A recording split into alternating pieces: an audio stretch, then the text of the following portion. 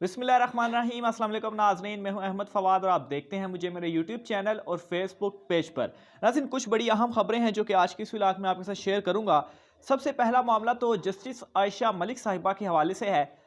उनकी अप्रूवल हो चुकी है। वो इंशाल्लाह आइंदा आने वाले दिनों में नई सुप्रीम कोर्ट की जज जो हैं वो होंगी और पहली खातून जज होंगी। वो उनके हवाले से कुछ तफसीलात हैं। उन्हें क्यों उनकी मुखालफत की जा रही थी, कौन कौन उनकी मुखालफत कर रहा था, वो अब सुप्रीम कोर्ट की जज किस तरह से तैनात होने वाली हैं, इस हवाले से बड़ी अहम और एक्सक्लूसिव तफसीलात आपको बताऊंगा। और दूसरे नंबर पर नाज़रीन कुछ बड़े अहम सबूत हैं वो मैं आपके सामने रखूंगा। जो वज़ीर-ए-आज़म इमरान खान साहब के खिलाफ साजिशें की जा रही हैं, ख़ास तौर पर कुछ मीडिया ग्रुप्स के हवाले से कि वो जानबूझकर क्यों इमरान खान साहब के खिलाफ साजिशें कर रहा है। जो वीडियो ऑडियोज़ वगैरह भी मरीम नवाज़ साहिबा की आई वो भी कुछ सबूत है, लेकिन उसके अलावा भी इनकी जो पॉलिसीज़ हैं उस हवाले से भी कुछ सबूत आपके सामने रखूँगा। और आखिर में नाज़रीन एक हल्की सी हलचल हुई है शहबाज शरीफ और बिलावल भुट्टो के दरमियान, और उनके दरमियान कुछ मामलात तय हो रहे हैं। मौलाना फजल रहमान क्यों आउट हो चुके हैं, इसकी भी कुछ तफसीलात आपके सामने रखूँगा।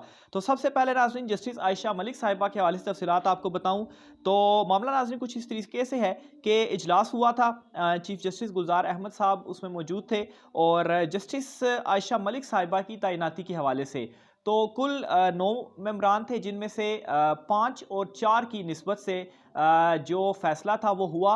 और 5 साहबान की जानिब से जस्टिस आयशा मलिक साहिबा के हक़ में ये कहा गया कि उन्हें सुप्रीम कोर्ट का जज तैनात होना चाहिए। उनके अगर मैं नाम आपके सामने रखूँ तो चीफ जस्टिस गुलजार अहमद साहब, जस्टिस उमर अताब बंदयाल साहब, जस्टिस रिटायर सरमद जलाल उस्मानी साहब, जबकि वज़ीर कानून और अटारनी जनरल इन दोनों ने नाज़रीन उस इजलास में जस्टिस आयशा मलिक के साहिबा के नाम के ऊपर इतफ़ाक़ किया, उसकी हमायत की। जबकि दीगर 4 साहबान ऐसे थे जिन्होंने इसकी मुखालफत की, और उनमें एक साहब जो थे वो जस्टिस काज़ी फ़ाइज़ ईसा साहब भी थे, उन्होंने भी इसकी जो मुखालफत है वो की। इसके अलावा नाज़रीन कुछ वकला बरादरी की जानिब से एहतजाज भी किया गया इस फैसले के ऊपर।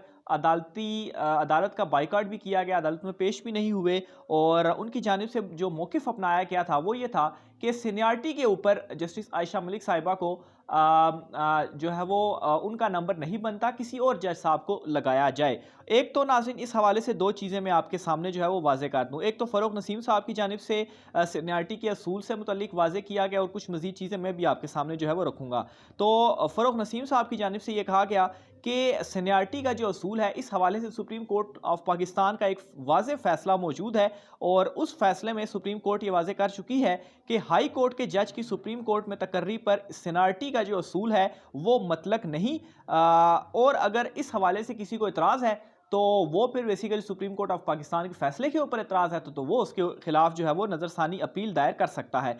दूसरे नंबर पर नाज़रीन सीनियरिटी का अगर असूल की बात की जाए तो अगर हम इस्लामाबाद हाई कोर्ट के जजिस को ही इस्लामाबाद हाई कोर्ट कह रहा हूँ, लाहौर हाई कोर्ट के जजिस को ही देखा जाए, क्योंकि जस्टिस आयशा मलिक साहिबा लाहौर हाई कोर्ट में इस वक्त जज हैं, तो चौथे नंबर पर नाज़रीन वो सीनियरिटी के हवाले से लाहौर हाई कोर्ट में आती हैं। पहले नंबर पर तो chief justice Lahore high court justice अमीर भट्टी साहब हैं। दूसरे नंबर पर जस्टिस मलिक शहजाद अहमद ख़ान साहब हैं।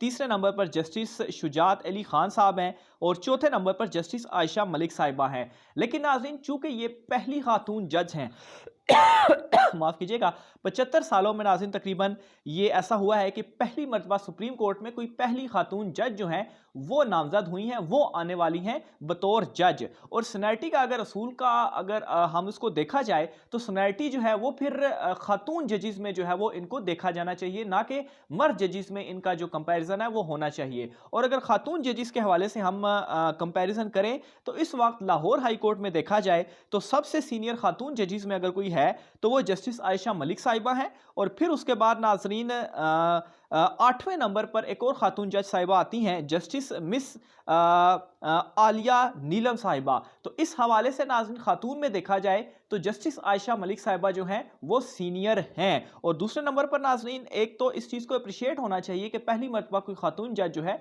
वो सुप्रीम कोर्ट में आएगी, लेकिन बहरहाल इसकी मुखालफत की गई और जो इस हवाले से चीज़ें भी गर्दिश कर रही हैं उसमें यही है कि ख़ास तौर पर बुकला बरादरी जो इसकी मुखालफत करती है, उसकी वजह ये होती है कि उनके भी एक दो जो बंदे हैं वो कहीं ना कहीं एडजस्ट किए जाएं। तो बेसिकली जो है वो ये चक्कर होता है, इस वजह से ये सारी चीज़ें जो है वो की जाती हैं। तो बहरहाल जस्टिस आयशा मलिक साहिबा जो हैं वो फाइनलाइज हो चुकी हैं और आइंदा आने वाले दिनों में जस्टिस आयशा मलिक साहिबा जो हैं वो सुप्रीम कोर्ट ऑफ पाकिस्तान की पहली खातून जज होंगी। दूसरे नंबर पर नाज़रीन एक और मैंने आपसे कहा था कि एक कुछ प्रोपेगेंडे के हवाले से कुछ मैं अपना जो तज्ज़िया आपके सामने रखूंगा।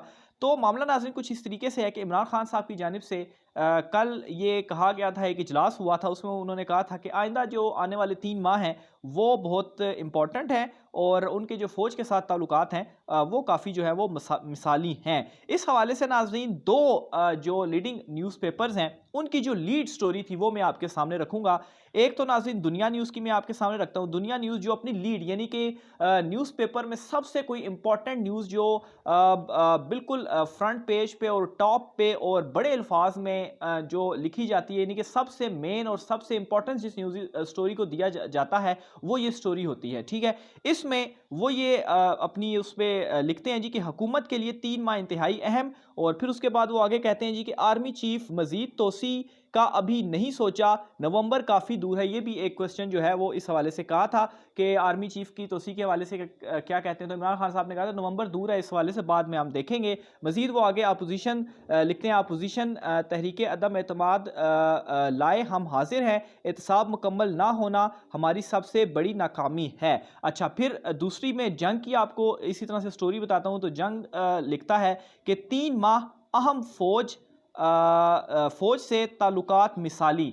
तो इन दोनों न्यूज़पेपर दुनिया और जंग ने किसी खबर को अगर इंपॉर्टेंस दी है तो वो इस खबर को है, और इसके पीछे जो मैं समझता हूँ वो रीज़न है कि एक तो चूंकि जो नवाज शरीफ अपना बयानिया प्रमोट कर रहे हैं कि कोई डील हो गई है और इमरान खान साहब को हटाने के लिए, तो इसी बयानिए को तकवीयत जो है वो इनसे मिल रही है। हालांकि नाज़रीन जस्टिस आयशा मलिक साहिबा वाली जो स्टोरी थी वो कल की मैं समझता हूँ सबसे ज़्यादा बड़ी स्टोरी थी, और उसको नाज़रीन इस इंपॉर्टेंट हालांकि नीचे करके उन्होंने छोटा उसमें वो स्टोरी लगाई है, लेकिन मेन लीड में जो है वो उन्होंने ये स्टोरी नहीं लगाई। तो बहरहाल इस हवाले से आप अपनी राय का इजहार कीजिएगा कि आप इसको किस तरीके से देखते हैं। हालांकि ये बहुत अहम जो है वो स्टोरी थी। आखिर में नाज़रीन बिलावल भुट्टो और शहबाज शरीफ के हवाले से कुछ तफसीलात आपको बताऊं तो वो एक दूसरे के थोड़े राब्तों के भी कोशिश कर रहे हैं, करीब भी आ रहे हैं, और एक खबर ये भी सामने आ रही है कि असद कैसर साहब जो कि स्पीकर कौमी असम्बली है उनके खिलाफ अदम एतमाद की तहरीक लाई जाएगी, और पीपल्स पार्टी और शहबाज शरीफ जो है ये दोनों मिलकर जो है वो इस पर चीज़ें कर रहे हैं, और मौलाना फजल रहमान बहरहाल इनके साथ चूंकि काबू में नहीं आ रहे वो अलहदा हो चुके हैं। यहाँ तक कि मौलाना फजल रहमान नवाज शरीफ से भी जो है वो अब दूर होते जा रहे हैं। बहरहाल अपोजिशन जो है वो इमरान खान साहब से क्या लड़ेगी, अपोजिशन इस वक्त खुद से ही लड़ रही है, और तहरीक अदम एतमाद के हवाले से मामलात जो है वो हमने पिछले कई महीनों से देख रहे हैं कि अब तहरीक अदम एतमाद आई, अब तहरीक अदम एतमाद आई, लेकिन जो कोशिशें भी की गई, मिनी बजट भी हुआ, उसको भी पास करने से अपोजिशन जो है वो नहीं रोक सकी। इसके अलावा इमरान खान साहब ने अपना जो है वो वोट ऑफ कॉन्फिडेंस भी हासिल किया, इसके अलावा मुश्तरका इजलास में भी बिल्स वगैरह पास हुए, तो कुछ भी अपोजिशन नहीं कर पाई, और इस वक्त वो अपनी आपसी लड़ाइयों में ही फंसी हुई है। इसलिए जो डील की खबरें हैं या जो अदम एतमाद के हवाले से है, तो मेरा नहीं ख्याल कि इसमें कुछ अपोजिशन कर पाएगी, क्योंकि वो इस वक्त मुकम्मल तौर पर इमरान खान साहब के आगे बेबस हो चुकी है। अपनी राय का इज़हार नाज़रीन कमेंट बॉक्स में लाजमी कीजिएगा। आज की व्लॉग से इतना ही, मुझे इजाज़त दीजिए, अल्लाह हाफिज़।